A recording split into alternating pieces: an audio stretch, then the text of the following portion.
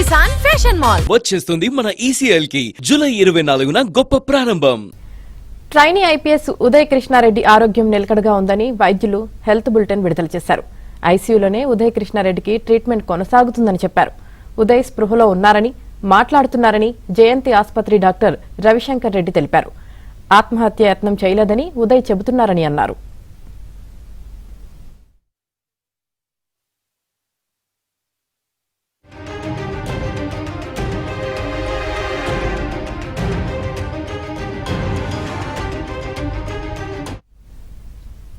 ఇక ఇదే అంశానికి సంబంధించి మరింత సమాచారం మా ప్రతినిధి శశి అందిస్తారు.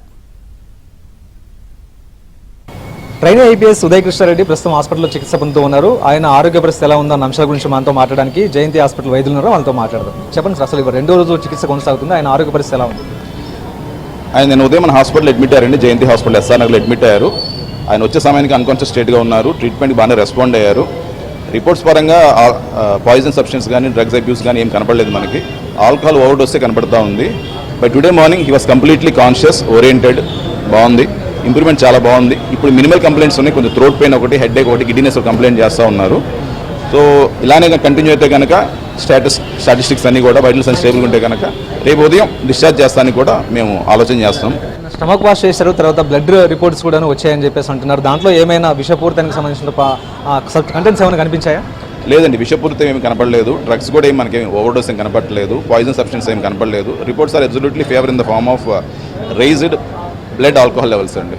మొత్తం అంతా బాడీలో కేవలం ఆల్కహాల్ మాత్రమే ఉందా, అంటే వేరే విష పదార్థాలు ఏమి లేవని తెలుస్తుంది? ఇప్పటికైతే ఏం కనపడలేదండి. మేము ఆల్కహాల్ ఓవర్డోస్ వల్లనే ఆ కంప్లీట్ డ్రౌజినెస్ స్టేట్, అన్కాన్షియస్ స్టేట్కి వెళ్ళారనుకుంటున్నాము. అయితే ఆయన గత 2 రోజుల నుంచి ఆహారం ఏం తీసుకోలేదు అంటూ ఉన్నారు. స్టమక్ వాష్ చేసినప్పుడు కూడా మనకి ఆ స్టమక్లో ఏమి ఫుడ్ పార్టికల్స్ కానీ ఏమి టాబ్లెట్స్ ఫామ్స్ అలా ఏం కనపడలేదు. సో ఆ ఫాస్టింగ్లో ఉండటం వల్ల ఏం తినకుండా ఆల్కహాల్ ఎక్కువ మోతాదులో సేవించడం వల్ల జరిగిన అన్కాన్షియస్ స్టేట్ అని అనుకుంటున్నాం. ప్రస్తుతం ఆయనకు ఉన్నటువంటి ప్రధానమైనటువంటి సమస్యలు ఏంటి సార్? మీరు ట్రీట్మెంట్ కొనసాగుతుంది, ఐసీయూలో ఉంచారు కాబట్టి ఆయనకు ఉన్న ప్రధానమైన సమస్యలు ఏంటి? కొంచెం కళ్ళు తిరగటం ఉందండి, హెడ్ ఏక్, కొంచెం సివియర్ హెడ్ ఏక్స్ ఉన్నాయి.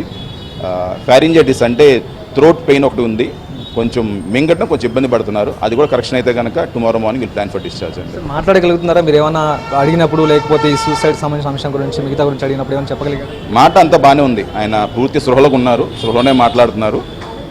ఆయన పరంగా ఆయన అడిగిన దాని ప్రకారం ఏంటంటే మీరు సూసైడ్ అటెంప్ట్ అయినా చేశారని మేము అతను అడిగాము. హరికృష్ణారెడ్డి గారు అయితే కనుక సూసైడ్ అటెంప్ట్ ఏం చేయలేదని చెప్తా ఉన్నారు. ఏదన్నా మరి ఆల్కహాల్ మత్తులో ఏదన్నా జరిగి ఉండొచ్చేమో అంటున్నారు ఆయన.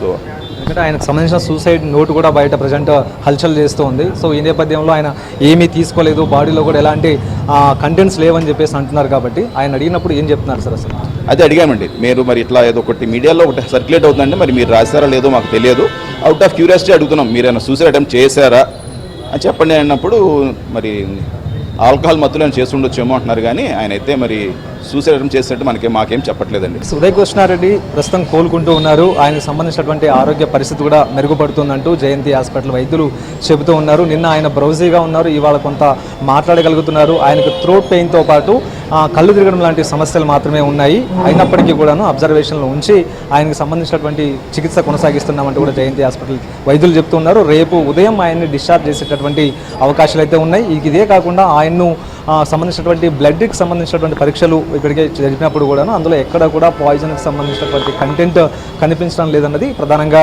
వైద్యులు చెప్తున్నటువంటి మాట. ప్రధానంగా ఆయనకు సంబంధించిన బ్లడ్లో ఆల్కహాల్కి సంబంధించినటువంటి మోతాదే ఎక్కువ కనిపించింది తప్ప ఇంకా వేరే ఎటువంటి పాయిజన్ తర్వాత విషపూరితమైనటువంటి కంటెంట్స్ ఎక్కడా కనిపించలేదంటూ జయంతి హాస్పిటల్ వైద్యులు చెప్తూ ఉన్నారు.